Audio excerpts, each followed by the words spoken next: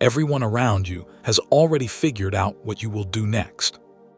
Not because they are geniuses, because you have shown them, repeatedly, consistently, without variation. And the moment someone can predict you with confidence, something shifts in how they treat you. Something quiet but consequential. Something you have probably already felt without being able to name it. That shift is what this is about. Here is the first thing you need to understand. Predictability feels like a virtue from the inside. You call it reliability, consistency, being someone people can count on. And in its genuine form, yes, those things have value. But there is a version of predictability that has nothing to do with virtue and everything to do with vulnerability. The version where people are not counting on you because they trust you.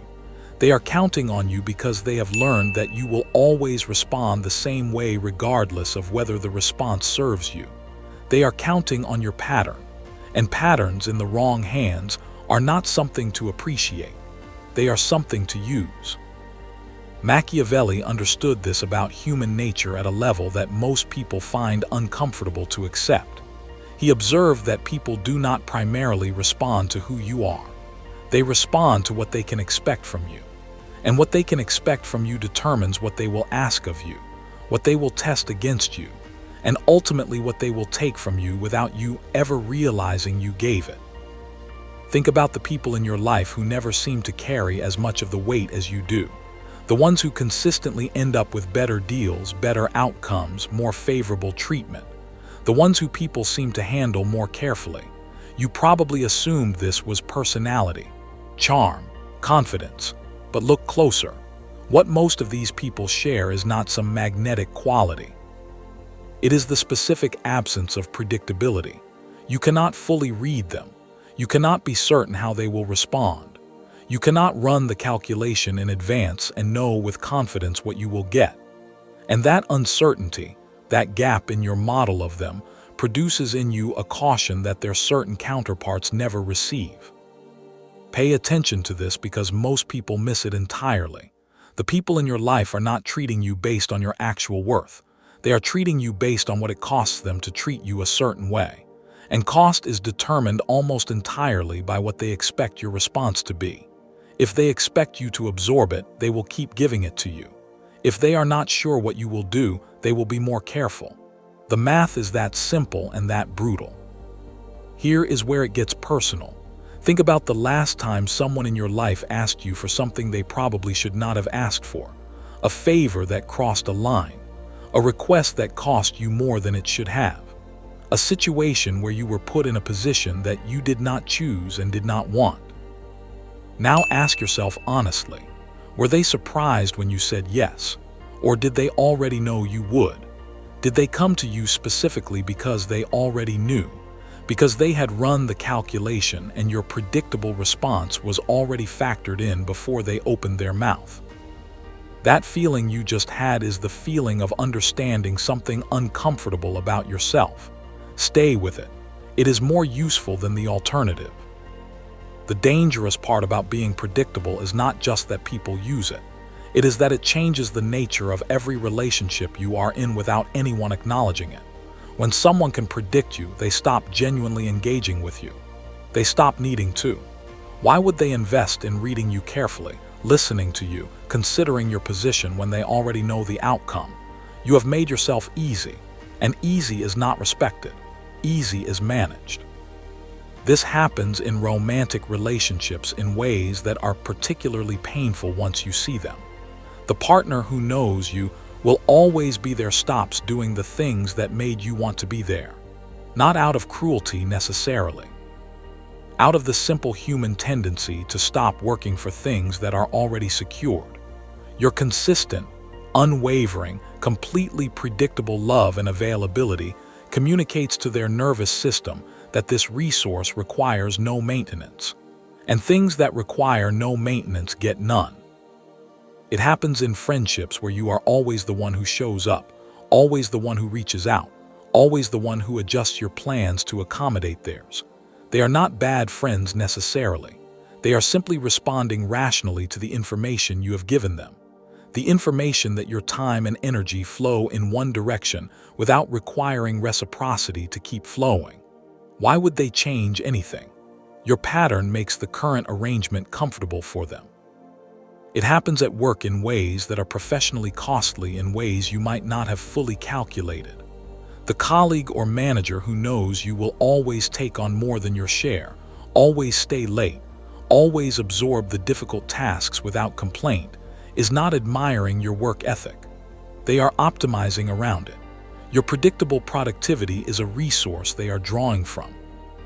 Your discomfort with conflict, your need to be seen as a team player, your fear of being perceived as difficult, all of it visible, all of it reliable, all of it being used in the construction of a dynamic where you work harder and receive proportionally less because the leverage in the relationship belongs entirely to the person who can predict you. Machiavelli wrote about this in terms of power between rulers and states, but the principle translates directly into the smallest interactions of daily life. He observed that the ruler who could be read, whose responses were entirely foreseeable, gave their opponents the most powerful possible advantage. Because warfare, negotiation, and influence are not won by the person with more resources. They are won by the person with better information.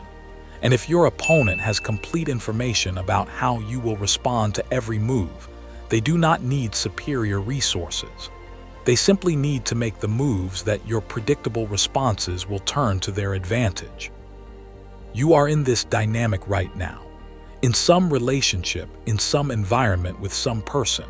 Someone who has watched you long enough that they have a reliable internal model of your behavior. Someone who knows that if they approach you a certain way, at a certain time, with a certain framing, you will respond in the way they need you to respond. Not because they have manipulated you, because you have trained them, with repetition, with consistency, with the entirely predictable pattern of someone who has never made unpredictability a priority. Here is what changes when you become genuinely less predictable. And by genuinely, I mean as the result of actually developing the kind of inner life, the kind of independent judgment, the kind of real boundaries that make your responses emerge from your actual assessment of each situation rather than from your conditioning. People slow down around you. They think before they ask. They consider before they push. They do not immediately know what they will get, and that not knowing produces a carefulness in them that your complete predictability was eliminating. This is not manipulation. This is simply the restoration of the natural human response to uncertainty. Uncertainty produces respect in a way that certainty never can, because respect is what you give to something whose response you cannot fully control. Think about the people in your life you genuinely respect, not the ones you like. The ones you actually respect in the deeper sense, the people you would not casually take advantage of, the people whose boundaries you take seriously, the people you consider before you act. Now think about what all of them have in common. There is something about each of them that you cannot fully predict, something that makes you consider your approach rather than assuming it, something that tells you this person's response to what you do next is not guaranteed to be the comfortable one. That something is not meanness. It is not coldness. It is not even power in any formal sense.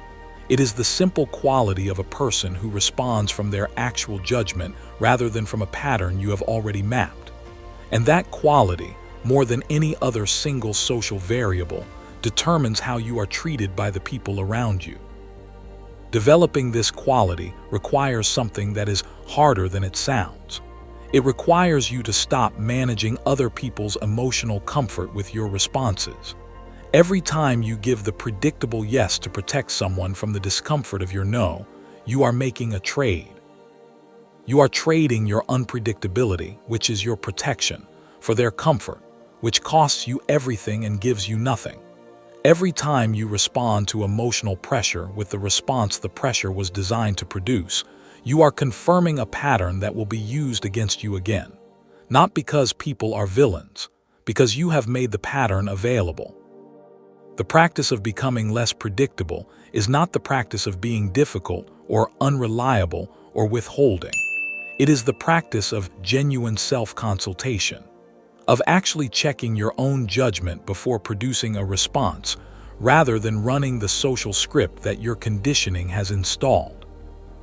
It is the practice of letting your actual assessment of each situation determine your response, rather than letting your need to be liked, your fear of conflict, your compulsion to appear generous, or your discomfort with silence make the decision for you. When you do this consistently, something begins to happen in the people around you.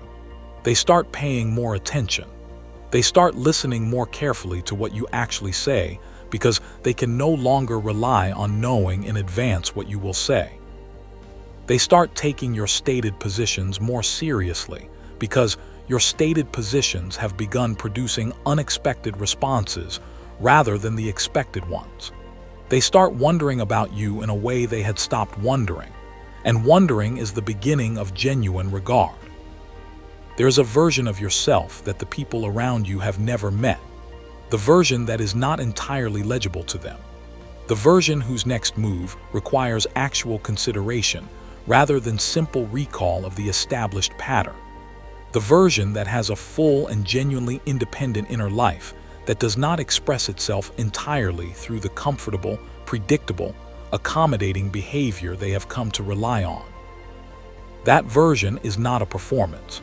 It is not a strategy in the cynical sense.